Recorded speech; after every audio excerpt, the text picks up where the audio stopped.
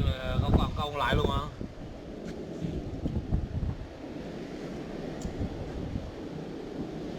Như không câu xô đó thái luôn không.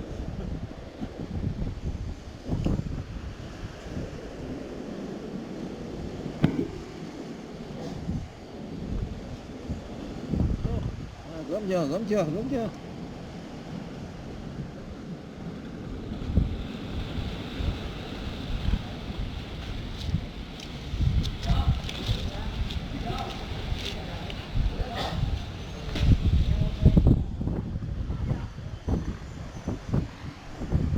Con đỏ ngon hơn, con trắng ngon hơn à? Đỏ không? Đỏ hơn. Mềm.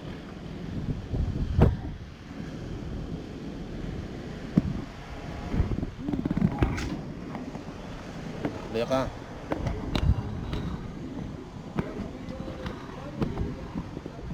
Được cái gì?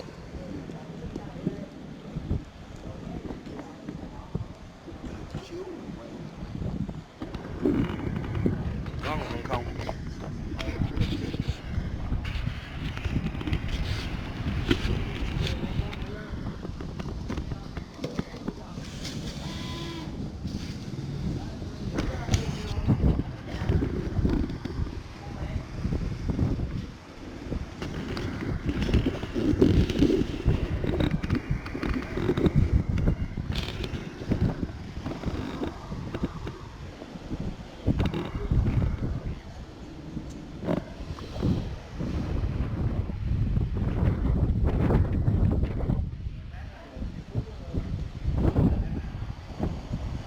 Quay rồi.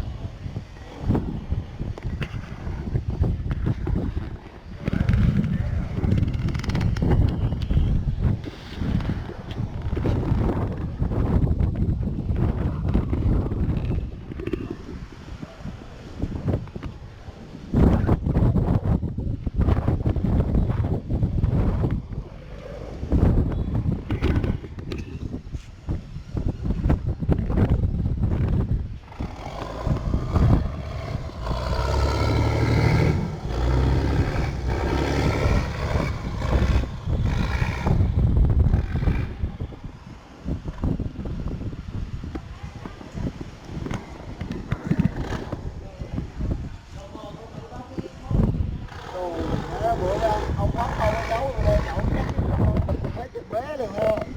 Lắm chưa?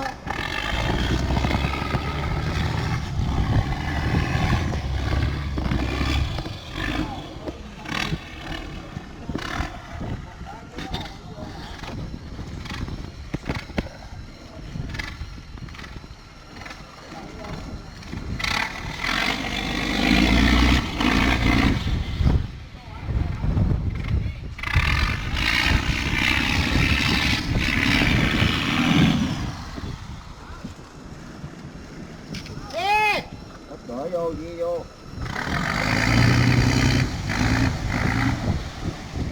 Ồ, cái mắm gì nữa. Quay mà cái mắm gì nữa.